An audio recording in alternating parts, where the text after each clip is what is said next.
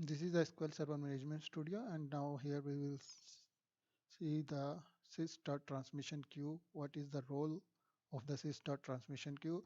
And we have already the environment configured in the last videos. We have the two DBs. This is the init trading DB and this is a target trading DB. And our services are exist in two DBs, and the initiator is related to the init trading DB and the target service is related to the target trading DB.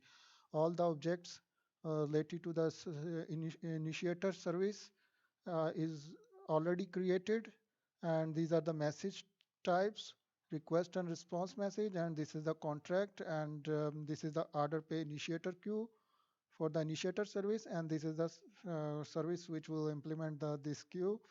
And no need to configure the routes because both database are in the same SQL Server instance. So the services are in the same instance. So in the same instance, no need to configure the routes. The default route, the local route will be used. And the same like we have this target trading DB and all the service broker objects already configured. These are the message types, and the same message type which we have here in the init trading DB and same contract.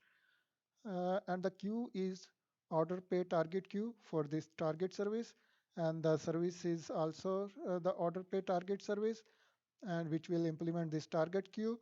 And the route which we will not configure, if we will use this default route, local route, because these services are in the same instance. So the environment is already ready.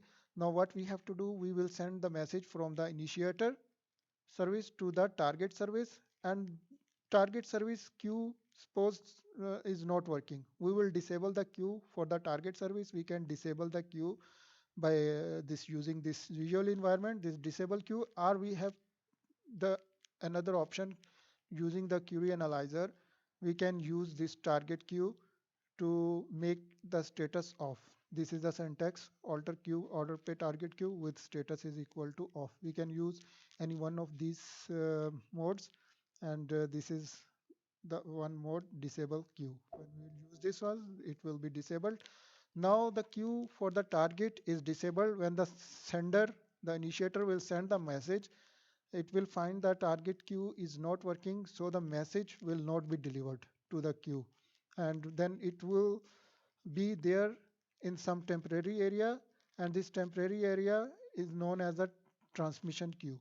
So this transmission queue is the area with each service. This is the queue, initiator queue, and this is the target queue, and this is the transmission area with each queue. If both the services are in the same instance, the message will directly deliver to the queue. But if there is any problem, this will stay in the transmission queue until this problem will not be solved. When the problem will be solved, this service will automatically check and detect, and then it will send the message to the related service.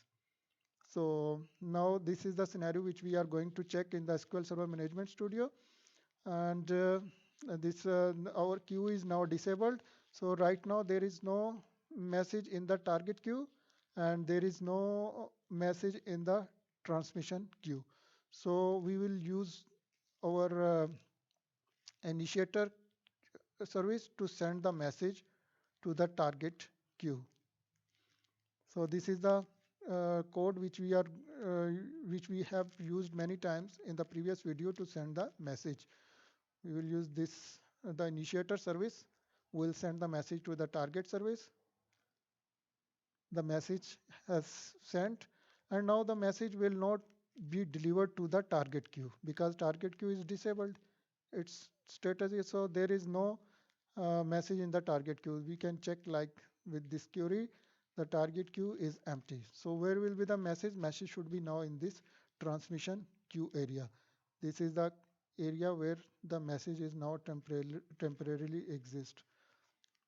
So let's check by using the query to this transmission queue. This is the query syntax to check the transmission queue. Yeah, the message is there, and this message columns are same like the target queue, and this is the physical hidden table, and here all the information is there from this message is to which, for which service and from which service, and what is the contract name, what is the message type name, and this is the message body, and this is the status of the message. Message could not be delivered. So the message will remain in this transmission queue until the problem will not be solved. So now I'm going to enable the queue. So after enabling the queue, we will check this target queue. The service broker will detect that the problem is solved. It's automatically everything will be happened, and when the service broker will see the problem is solved, then the message will automatically be transferred from this initiator transmission queue to the target queue. So let's see now the what is the status of this target queue.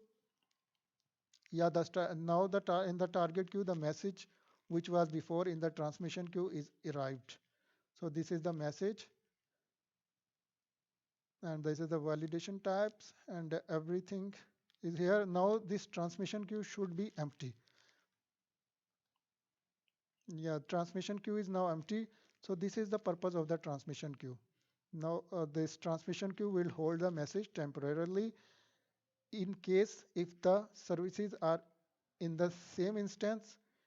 It will hold the message temporarily because of some problem with the target service. But in case if the both services are in different instance, the services are in different servers, then the message will always will be in this transmission queue until the target service which will receive the message will not acknowledge that the message is successfully delivered. After this successful acknowledgement, then the initiator service will remove the message from this transmission queue. So this is the purpose of the transmission queue.